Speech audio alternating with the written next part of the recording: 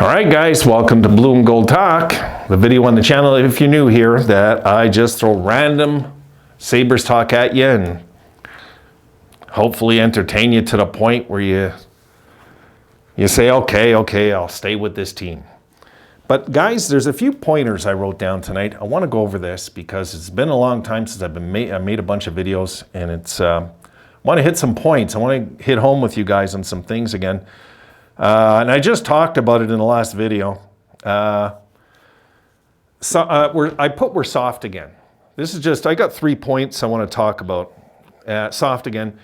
I just talked about it in the last video, so I'm not going to go too much on this. But look, this soft again thing, guys, as you can see, it becomes, culture becomes culture, and yeah, we figured out a way with skating and talent to not have a losing culture in our dressing room. But you can have a misguided culture in your dressing room. I believe that's what's going on with the Sabres this year. I just believe we're misguided. I believe that there's a side of these players that probably know they're not playing tough enough to win hockey games. Our teams back in the 70s and 80s, you guys know it, that's seen it. We always played tough and hard. This is a proud, hard-hitting team that, and then Mike Peca came along, and it looked like we were crazy trading McGillney, and we got this guy named Mike Peca, and he came along, and he was, to me, the most all-around perfect captain in Buffalo Sabres history was Mike Peca. I mean, he just had it all. This guy would bulldoze a guy like Lindros on the ice. Then off the ice, it looks like he's going to the library with his glasses on. I mean, so the soft thing, to me, is a misguided thing. I don't think the team sits in the dressing room, folks. I don't believe they do, scared to hit. I don't believe that. I believe we have a coach that's holding us back from it. That's what I believe. Like I said, you had a guy like Quenneville as your coach, these issues wouldn't be happening. They just wouldn't be happening. Again, I'm not promoting to get Quenneville as coach. That's not what I'm doing. But you need to get a guy that's a really good coach that will not tolerate that kind of stuff. Gallant comes to mind, guys. I wanted Gallant years ago as our coach, remember? Is Granato the right coach for this team? I mean, I'm sure most of you are second guessing him at this point. I don't believe, guys, Devon Levi is the problem of this team. Like, I'll say that about UPL next game. If UPL lets in 4 goals next game, am I going to say UPL's the problem? No. Our problem any team has, any record a team has, stems at the top of general manager Ken Holland. In Edmonton's a perfect example. That guy went and signed Campbell to all that money.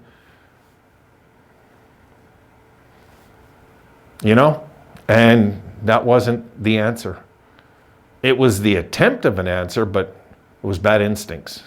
And you can't have bad instincts at the top because then it spreads into the dressing room. I think right now that at the top, our organization has forgotten that hitting's part of the game. And is Granato the right coach? I think he's a good development coach. I think he might be just one hell of an assistant to have. I don't know if he's a good head coach, guys. Because to be a head coach in this league, you have to be brutal. You have to adjust your own coaching skills. Your own coaching skills to become a great coach in this league. You can't pretend certain aspects of the game can just be avoided, And I have here also, guys, and I'll close this there. They look uninterested in winning. Is it just me? The team doesn't look interested in winning, which doesn't work for me. It doesn't work for me. Like I'm watching them, and when they're in a game where they just gave up a goal, and I've seen, and I get it. Some people saying, well, Levi choked last game. Yeah, he let in a goal late. He did. But really, didn't we really choke in that overtime, I thought? Why did we give them another chance to come up ice? To test Levi? We have to do that to win? Levi's obligated to make last-second saves every single game? There got to come a time where you clamp down on a team, an opposing team, physically, and they can't even get chances like they get. You know? Look, we had the greatest goalie who ever lived in this team, I believe. And Dominik Hasek was above and beyond the greatest goalie I ever seen.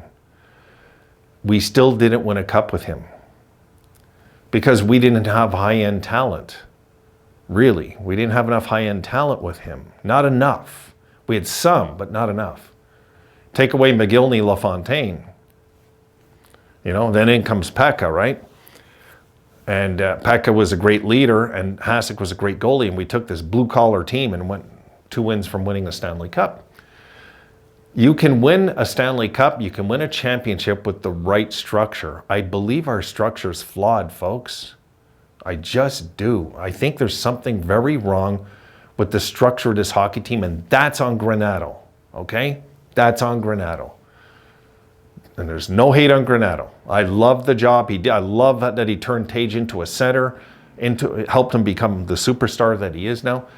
But don't ruin the good work you did with stupid decision making and not, you know, like this thing about like leaving players out too long, which I bitched about last game, guys. I get it. You know, they're caught on the ice, but there has to be a thing where there has to be a system where you're obligated. Get off. I'll get on. And we lose a few steps on them coming in a 3-on-2, whatever.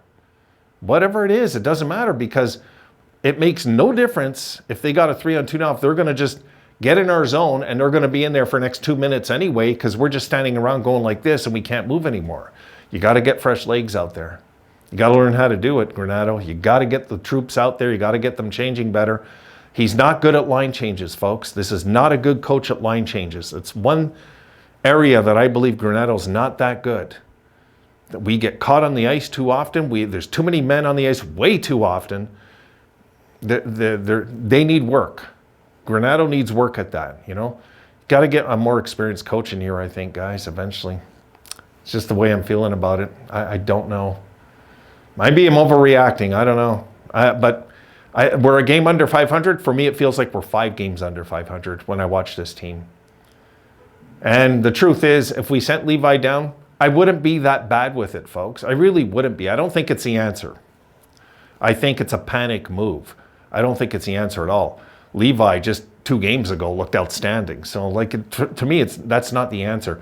I would like to see Levi get away from this. It's my concern. Get him out of that dressing room. It seems like it's getting toxic again. There's something going on that doesn't make any sense to me. And it's not the acquisitions in the offseason either, guys. It's just not that. I think it's the coach. I think Donnie's exposed. And he's going to have to change his coaching drills and his systems and everything. You know, not much, but he's going to have to ask these players to play harder. They don't play hard enough and they don't play 60 minutes. I can't tell you how many times I looked down the list after last game and I was looking at what you guys said. And a very common thing is 60 minutes. We don't play 60 minutes. And it's right. We don't. I think the players were so happy Kruger was gone, we started winning. That's just what I believe, guys. That's honestly what it feels like now. We were so happy to get rid of Kruger. Of course, the players are going to react to any other coach, but a soccer coach, right? I don't know what Botterill was thinking bringing that guy in to start with now to looking back. But look, I think we got to get this done, and we got to get it done sooner. The season's lost. So I don't think that, put it this way, I don't think Granato is in any way, shape, or form going to get fired this year. Even if we crash and burn, I don't think he'll get fired. And honestly, I don't think they'll send Levi down. I don't think they'll send Levi down. So I would get that idea out of your head. Unless it gets unbearable with Levi and it's for his own good we send him down. He's not at that point yet.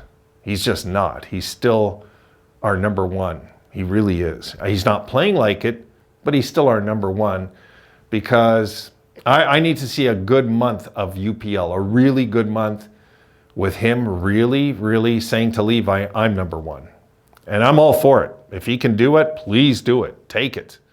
If Levi's going to leave the door open for another goalie, do it, UPL. Take the job from him.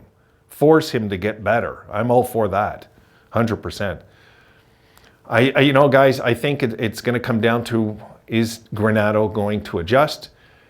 His coaching strategies are not this year. I think he's exposed. I think a lot of teams have looked at the videotapes of what we do offensively, and they've learned how to close the door on us. That's how it feels to me. We'll see. We'll see how it unfolds very soon. But right now, I'm nervous. I don't like that it seems like we can't start good and we can't close good. It's how it feels every night. Although we're up 2-0 last game, we're not good. We're not very good at closing out games. We look nervous to close it out, like we're scared of winning. And that's on the coach. Just my thoughts. All right, folks. Finally got some videos up to you. Thanks for being patient. See you soon. Have a good one.